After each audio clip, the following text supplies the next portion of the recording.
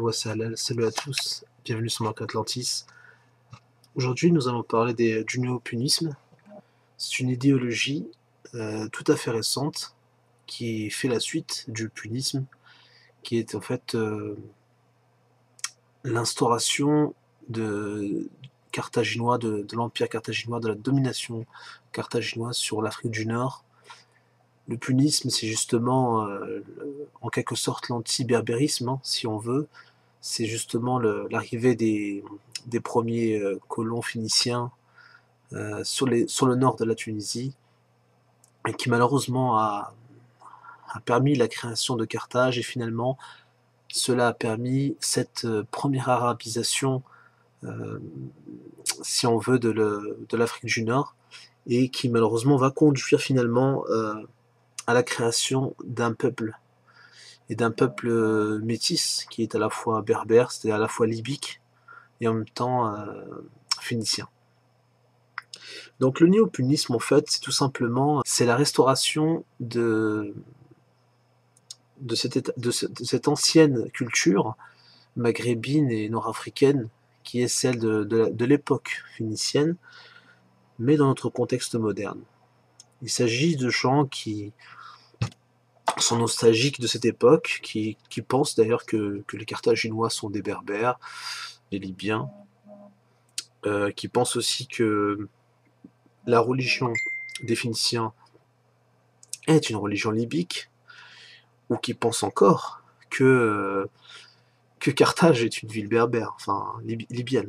Et ça, c'est complètement faux, et ça, c'est quelque chose de terrible, mais qui existe, qui est une réalité que personne ne conteste, qu'on entend un peu partout, que ce soit sur les réseaux sociaux, que ce soit sur YouTube, que ce soit dans la propagande historique, que ce soit en Algérie ou en Tunisie. On entend ça aujourd'hui. C'est malheureux. C'est malheureux parce que finalement, quand on entend ça, on entend des gens qui nous disent qu'ils combattent le panarabisme, mais que d'un autre côté soutiennent un autre panarabisme antérieur, qui remonte à l'Antiquité. C'est malheureux, et c'est ce qui fait qu'aujourd'hui, justement, nous sommes dans un anti-libysme. Ce que je veux dire par là, c'est que l'idéologie actuelle amazigh est anti-berbère. C'est ça que je veux vous expliquer. Et ce qui se passe, c'est que on est dans une certaine complaisance, on accepte cela, on accepte le fait que nos ancêtres soient oubliés, on accepte le fait que les Carthaginois, les Phéniciens soient les premiers fondateurs des premières villes de l'Afrique du Nord, de la Libye, et c'est malheureux parce que justement c'est archi faux, c'est quelque chose de faux, et c'est quelque chose que nous avons prouvé justement parce que il y a des villes au nord de la Tunisie, il y a des villes qui sont antérieures à l'arrivée des Phéniciens, d'ailleurs qui portent des noms qui témoignent justement de ces anciennetés, mais malheureusement les gens ne font pas de recherche et s'arrêtent là. Mais ce n'est pas tout, il y a aussi une propagande adamique derrière tout ça. Parce qu'évidemment, dans les mouvements sionistes, dans les mouvements adamiques, c'est-à-dire juifs, musulmans, etc., il y a une volonté de tronquer l'histoire nord-africaine, libyenne, de faire en sorte que l'histoire commence avec l'arrivée des Phéniciens en Mauritanie. C'est tout simple, vous faites un petit peu de recherche, vous allez, même sur, par exemple, vous avez un site pour les Marocains juifs, Dafina, qui est très connu, vous allez dessus, vous allez chercher, vous allez voir l'histoire du Maroc avant l'islam, vous regardez, vous verrez. Pour eux, c'est simple, les premiers Marocains, les premiers Maghrébins en général, enfin, les premiers morts, les premiers Libyens sont des Juifs. Et leur nom, leur civilisation, tout ça est le fait des Phéniciens. Et c'est eux qui les ont nommés les morts, etc. Ça, c'est de la propagande. Je vous le dis tout simplement, c'est de la propagande. Appelez ça comme vous voulez, de la propagande sioniste, de la propagande panarabiste, tout ce que vous voulez, islamique, adamique, tout ce que vous voulez, mais en tout cas, ce n'est pas notre histoire, ce n'est pas ce que nous sommes, c'est une volonté de nous écraser, de nous effacer, et ça, c'est inacceptable, et il faut le dire, il faut absolument que les gens comprennent que leur histoire est menacée. À partir de là, quand on a la capacité de comprendre qui sont ces Phéniciens, qui sont les gens qui soutiennent de telles théories, les néo-puniques, qui sont ces gens qui remettent au goût du jour justement cette ancienne domination comme quelque chose de tout à fait normal, alors que Massinissa lui-même, le roi des Numides, s'est allié à Rome pour chasser les Phéniciens, pour en finir avec Carthage. Tous les Libyens se sont repliés vers les montagnes, tous les Libyens se sont défendus contre la domination carthaginoise. Certains se sont métissés, certes, les gens qui habitaient les côtes, les plaines, je sais très bien qu'il y a eu un métissage, mais ce n'est pas parce qu'il y a eu la création de cette civilisation métisse que l'on appelle les Puniques, que forcément le reste doit être effacé. Les vrais berbères, les berbères de souche, pardon, les berbères et les Libyens en général, qui se sont battus, qui ont résisté à la domination carthaginoise et qui ont réussi finalement à les chasser, sont des gens qui ont gardé leur langue, qui ont gardé leur culture, et cela au péril de leur vie. Et finalement, ils ont réussi. Et comme dans toute l'histoire de l'Afrique du Nord, parce que à chaque fois qu'il y a eu un envahisseur, il finissait toujours par être chassé. Parce que le Libyen, par nature, n'accepte pas la domination. Il préfère encore vivre dans des terres reculées, dans des terres arides, qu'ensemencer dans des plaines fertiles, dominées par un dominateur étranger ou par un joug tyrannique. Cela, on le sait, ça fait partie de l'histoire, ça fait partie de la nature de nos civilisations, de nos peuples.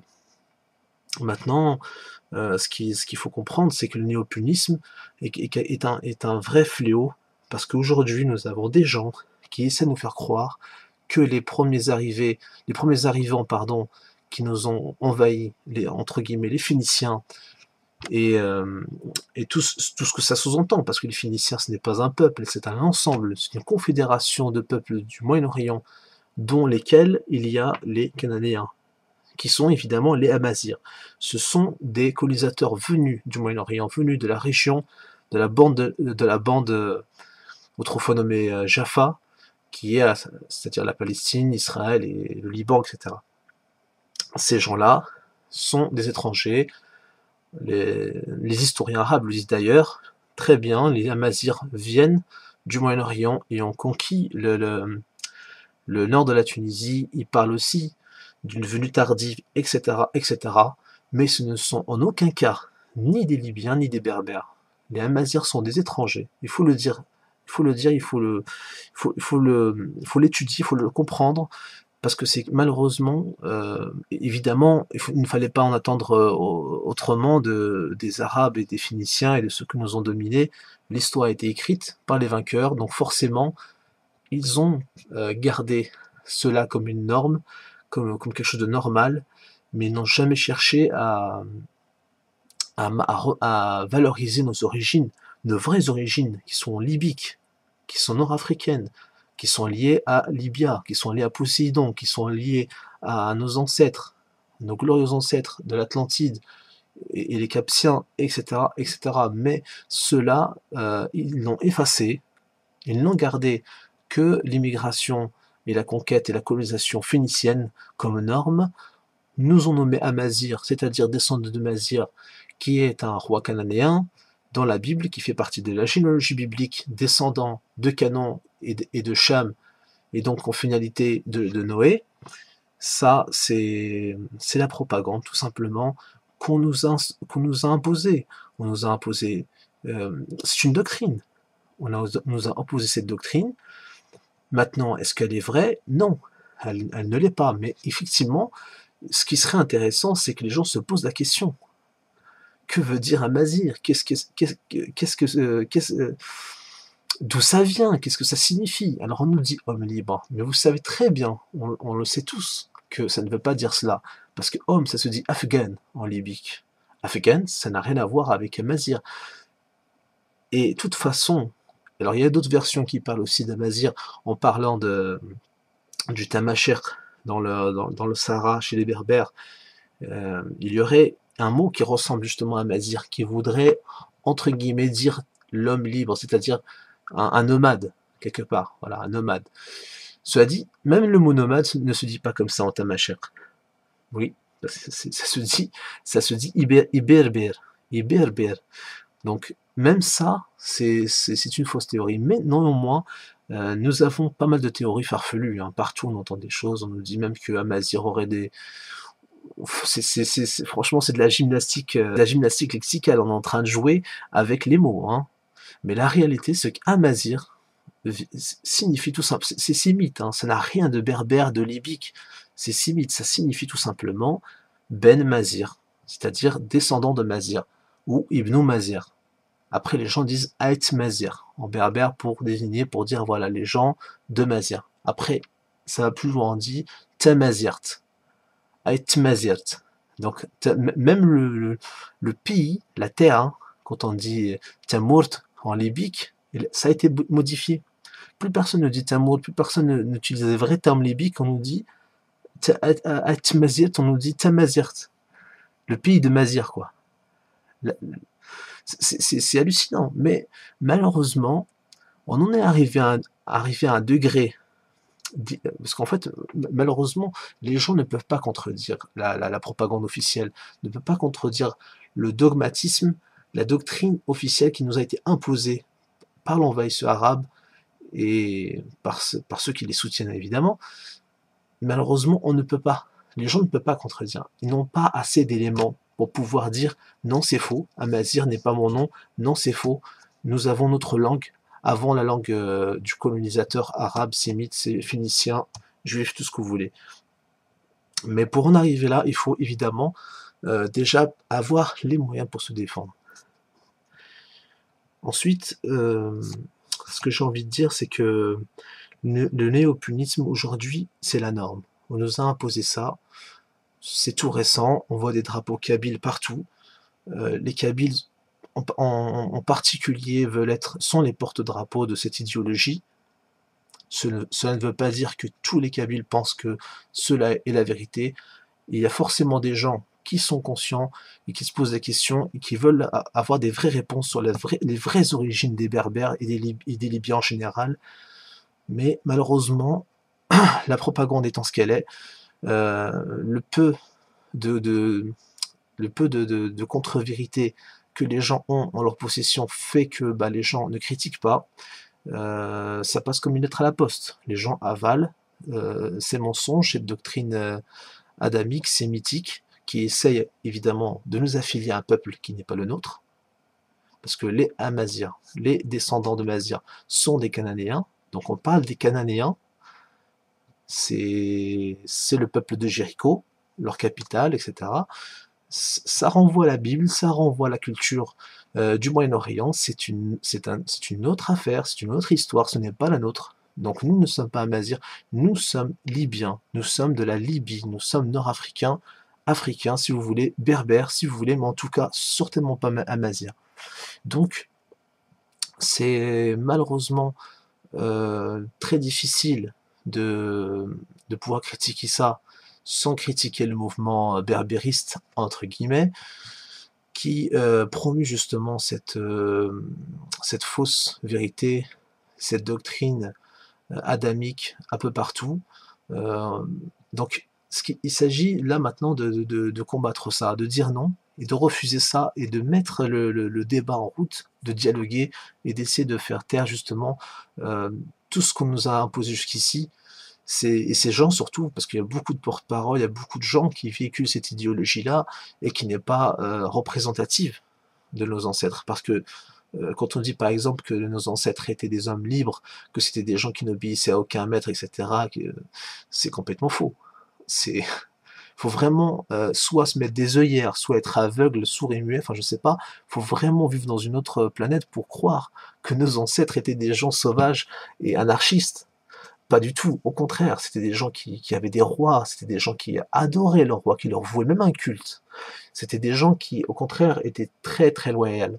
Et c'était des gens qui étaient fiers d'obéir soit à leur tribu, d'obéir à leurs ancêtres, leurs pères, leurs parents, leur mère, et puis évidemment leur roi. C'était quelque chose, c'était très important chez nous. Donc, et puis même, je sais pas, les gens n'avaient pas cet esprit-là de vouloir, de refuser tout ordre, toute organisation, toute hiérarchie, etc. Les gens, au contraire, il y avait une société, et de croire, et c'est justement ça, la perversité de cette idéologie-là néo-punique, c'est que on nous fait croire que nos ancêtres n'étaient pas capables de se gérer, d'avoir un royaume, d'avoir une armée, d'avoir un système, si vous voulez, une philosophie, et cela est faux. Et justement, parce que l'histoire a été tronquée, parce que finalement les gens qui sont derrière cette idéologie amazigh, que moi je nomme néo-punique, euh, ces gens sont derrière ça et essayent de nous...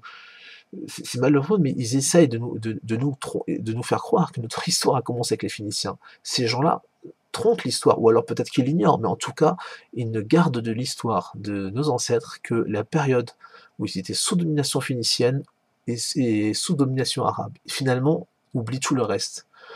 Donc, comment peut-on prétendre vouloir défendre nos origines, notre culture, tout en faisant tout pour justement détruire notre mémoire, et finalement nous imposer une doctrine, une vérité tronquée, une histoire tronquée.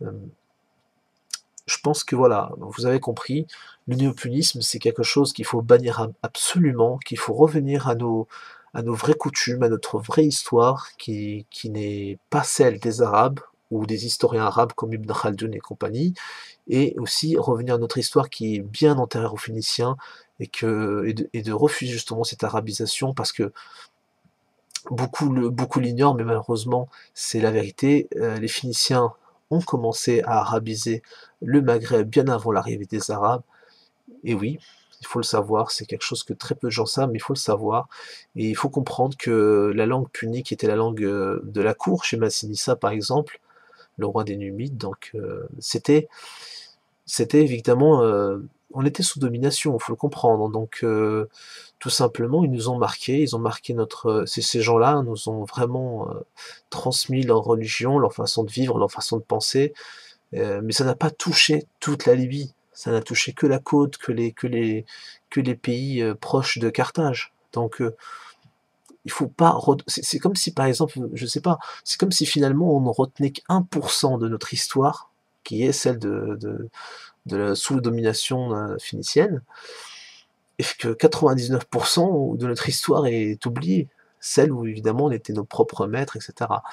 Et c'est dommage, je pense que c'est ça justement qui est la chose la plus difficile à accepter, la plus difficile à observer aujourd'hui dans notre lutte identitaire, parce que finalement nous, on se bat justement pour faire valoir la vérité, nos origines, et que les gens sachent qui ils sont, et vraiment qu'ils prennent conscience de la valeur de leurs ancêtres et de leur culture et de leur histoire.